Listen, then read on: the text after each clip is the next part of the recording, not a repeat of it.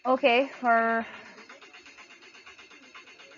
number 24, ang trick dito is notice na i-transform mo tong ratio and proportion. Okay, pag mag-equate ka ng dalawang ratio, yung tatawag na proportion. So, pwede natin siyang isulat in that form or pwede natin isulat in ratio form.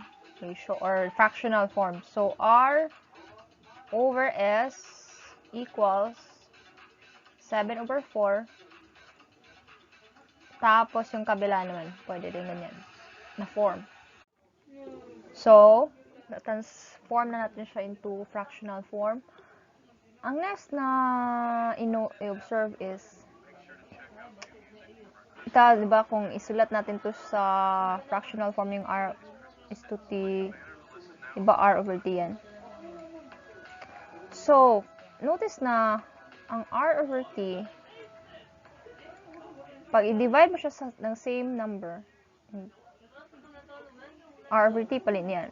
For example, in this case, ano po bang ibang variable ang binigay dito? S. So, pag divide natin si R over T ng S over S, mag-divide lang tayo ng 1. So, R over T pa rin yun. So, R over S, gamitin R over S. R over S over T over S. So, isulat nga natin ito sa fractional form. Okay, so, yan ang fractional form. R over S over T over S.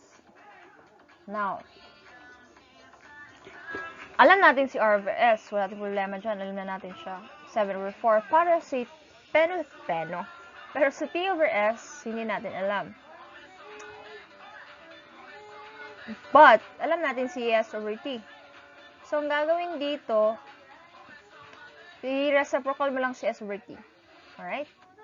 So, if S over T is 2/5, si T over S is reciprocal ng 2/5, 5/2.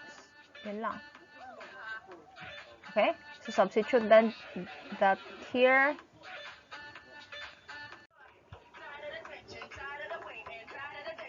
Okay, ganyan na. 7R over S is 7 over 4. T over S is 5 over 2.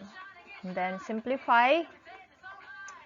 Pag simplify dito, pwede mo isulat yan na 7 over 4 divided by 5/2.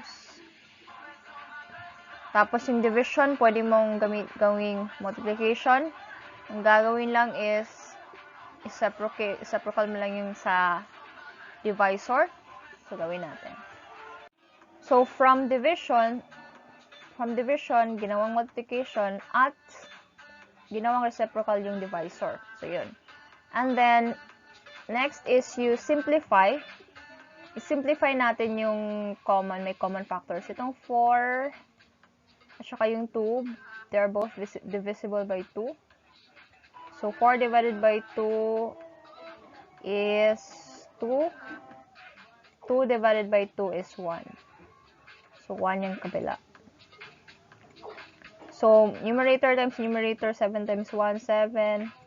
Denominator times denominator, 10. So, R over T pala is equal to 7 over 10. Kaya lang, yung hiningi ng problem, find R is to T. So, dapat ganyang form. Oh? So, ibalik na po natin siya sa original form niya. Nga R is to T. R is to T is 7 is to 10. 7 is to 10. And this is now the final answer. 7 is to 10 is the final answer. And that should be in that form.